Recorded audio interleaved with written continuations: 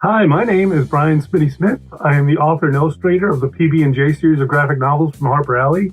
I'm also a former Marvel Comics editor, a former DC Comics editor, and I've worked at Nickelodeon as a character art manager, and I write and draw comics for a job. So today we're going to talk a little bit about my creative process, and then I'd like to talk a little bit about how to make your characters unique for whatever project you're working on. And then I'm going to read a few pages out of my book, PB&J Volume 1, Stuck Together.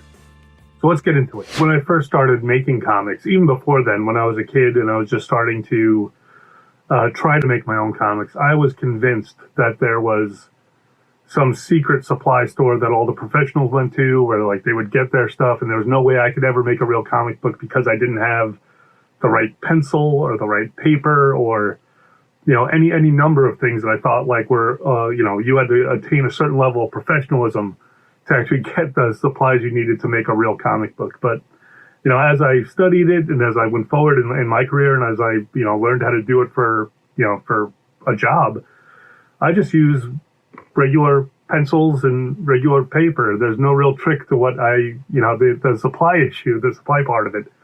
And I always think that's interesting to tell other people, because I think a lot of people are mystified by, well, I can't possibly do this because I don't have the right tools. And whether you're making your comic books on paper or on the computer digitally or these are all just tools. They don't do anything without you telling them what to do. So I can tell you now as a professional, there is no magic art shop somewhere in the world that sells comic supplies to professional comics. It's just all hard work and practice. That's pretty much it. That's how you get better in anything, but especially in drawing and making comic books, that's how you get, become a professional. You just got to do it a lot. Okay, so now I'm going to talk a little bit about my creative process, the steps I take when I start any new project, or whether I'm writing it or drawing it. It's basically the same thing. Sometimes I write comics for other people to draw, and sometimes I end up drawing comics that other people have written. In the case of PB&J, I did both, so it's kind of a combination of both processes. But I still start with a plot, meaning I actually write down, I type out what is going to happen in the story. It just helps me before I even get started to start pacing things out in my head before I even start sketching it out on the page. So I will write PB&J, Book 1, Page 1, Panel 1, PB&J, Run Across the Farm. It's a bright sunny day. I'll give as much description as possible, especially if I'm not the one drawing it, because I kind of already have a loose picture in my head. But if I'm not the one drawing it, it's essential that you describe pretty much everything that's important in the panel to another artist.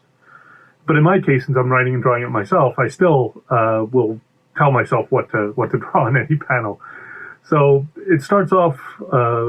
A page layout starts off with I basically know the amount of information that I want to convey on this page. I need to get from point A to point B in the story.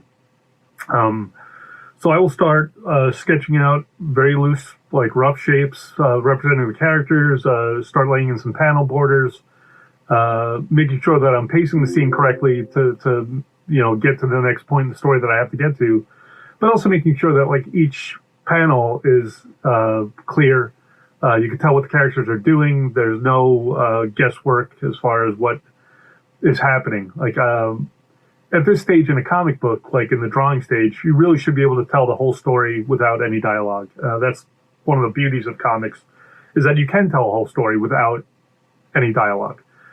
So I put a lot of emphasis on expressions, what the characters are looking like, what their facial expressions are trying to convey, especially in a situation like PB&J where you have P, who basically is a circle, and there's no arms and no legs, and normally when you're acting, you put a lot of emphasis on your arms and legs to help convey whatever it is you're trying to say. But in P's case, he's just got 2 eyes and a mouth, so I had to make sure that I could convey the whatever it is that he's trying to tell you in the story just visually, with only his face, and not rely on any grand gestures or any other things like that. All right, so once I've started drawing and I have things roughed out, it's basically just a refinement process from there. You take your rough drawing and you start adding a little bit more detail. You start tightening up the shapes. You start making sure that you're not missing any information. If anything's too big at this stage, if I haven't left enough room for dialogue for my word balloons, I need to make sure that I accommodate that.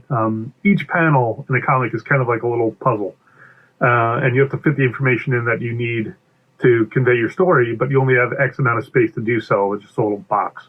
And then I do another pass where I tighten those drawings up. I make all the proportions on all the main characters are correct. Nothing looks weird. There's no tangents. Tangent is when one shape kind of butts up against another, and it creates a visual confusion. Then once that's done, once the second pass of the drawing is finished, I do a final pass, which I call inking, even though sometimes I don't use ink. It's just the final line work, the final line art before I color it. And you can see that here. And at this stage, I'll add little blades of grass, anything that I miss detail-wise. Sometimes, and this happens to me all the time, I'll notice it. I'll forget to put the little arm on B's glasses. I don't think it's actually seen print anywhere that I missed it, but if any of you kids find it, let me know, or don't let me know. Don't, because it would break my heart to know that I missed one. So just let me live in mystery. Okay, so now I'm going to show you a little bit about how I came up with the character designs for P, B, and J, how I constructed them, meaning how I came up with how the characters should look. And it's all revolves around the we use circles for each one of the character designs. And I'll show you how I did it. I just happen to have a giant sheet of paper here. Hold on. There it is, giant sheet of paper. So basically, this might take a while because I'm going to show you the very intricate and complicated design I used for P in P, B, and J. Here we go.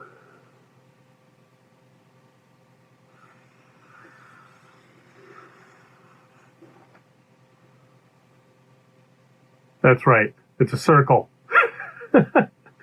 So I didn't really have much choice when it came to P as far as the character design goes, because P's are little spherical round things. The complicated thing with P was, how do you take just a basic shape and turn it into something that can convey emotions and move around? How does it adventure with the rest of the characters who are traditionally more functional? B has wings and arms and legs, and I think just legs. I don't know if bees have arms. Anyway, I'll figure that out. That is P. Now for B, I'll switch up markers here. I already like the aesthetic of kind of round, organic things are normally have curves and round shapes. So for B, what I did was, you're gonna think, hey man, that's just P all over again. I added a second circle. And that's basically the shape of B. It's just two circles that I then connect.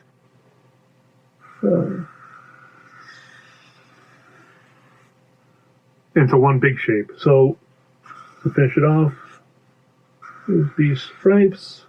I normally, when I'm drawing for real, well, not that this isn't real drawing, but I'll put guides down for where the eyes and the face should go, so that way I know and it's accurate throughout the book. But here's some glasses. So, well, smile. Sorry, P, you just got drawn over. Some wings, antenna, pointer, and there it is. I forgot the arm again. It's always the last thing I do. It's always the first thing I check for to make sure I didn't forget it. But that's pretty rough drawing. But basically, that's B. She's two circles to P's one circle. Now, for J, I'll flip it here so you get a little bit more room. For J, I made the bold choice of using three circles. Watch this. All right, so there's one slightly bigger circle, and then another circle. So basically, you have three circles, and then I just connect those shapes. That's not perfect, but you get it. He's like kind of like a bean boomerang shape. And then the details, like the hair up top, the tail feathers. He's got legs, and then he's got this heart shape on his face. And it's basically J. But he's 3 circles. It's 1 circle, 2 circle, 3 circles. That's the wizardry behind the creation of PB and J. Thank you, circle. And now I'd like to read some pages from my book, PB and J, Book 1, Stuck Together. I can't believe it. I'm gonna make it. Oof. Dum dum dum dum boof. Hey, excuse you. If you wanted to share my dry patch, you could have just asked. Who are you anyway? What are you doing here? Silent type, huh? Very curious indeed. You merit further study. You're a spherical seed fruit from the pod fruit Siam sativum. A pea. What's your story, P?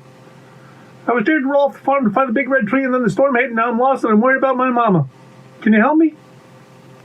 Sounds like someone's scared to be out all by himself. Can't someone be super cool and worried about his mama at the same time? Shh. Not so loud. Quick, in here. Buzz, buzz. Here they come. Buzz, buzz, buzz. And there they go. Whew. Hiding out? I think someone else might be scared too. What? You thought I was scared? Peas have a great sense of humor. Ha ha ha ha ha ha ha. I can help you get back to your farm. Just let me grab my satchel. Your what? My satchel. It's where I store nectar for my trips. Are you hungry? I keep some honey in here too. Gross!